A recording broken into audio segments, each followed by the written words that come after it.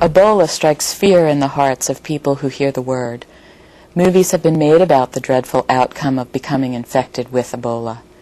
But it's just one of several deadly hemorrhagic fever viruses that can be used as a weapon against mankind. There are many types of viruses in the world, some more deadly than others. Some viruses cause mild colds, while other viruses cause severe illness and death. The viral hemorrhagic fever viruses are of great concern. These viruses cause internal and external bleeding in people who get infected.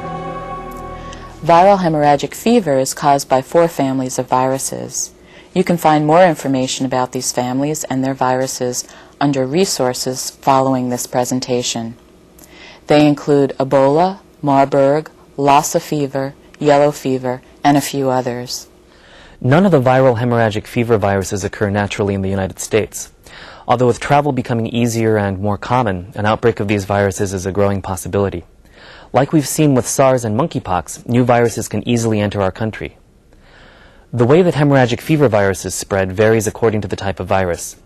You can get some of these viruses by being in close contact with people or animals that are infectious, or by being bitten by an infected insect.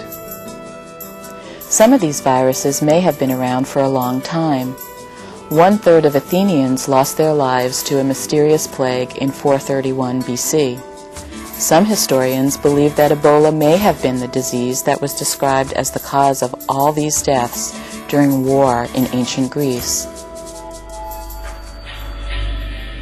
Hemorrhagic fever viruses are worrisome as possible biological weapons because they spread so easily. Infection can be transmitted by direct contact with infectious body fluids, or by infectious droplets that reach the mucous membranes of your nose, eyes, or mouth. Ebola has caused devastating outbreaks in several parts of Africa, killing entire families as well as nurses and doctors working in hospitals.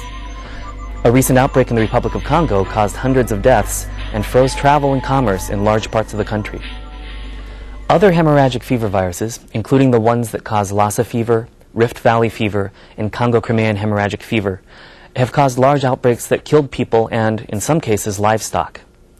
Marburg virus, a close relative of Ebola, is already known to have been developed as a weapon. A terrorist attack using any of these viruses in a populated area could result in mass illness and many deaths. The Centers for Disease Control and Prevention and other agencies are staying alert to the possibility of attacks using these hemorrhagic fever viruses.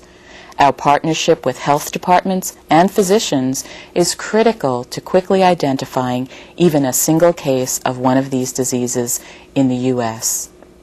We continue to be prepared to deal with the possibility of a large outbreak, but it's always best to contain an outbreak quickly before it grows out of control.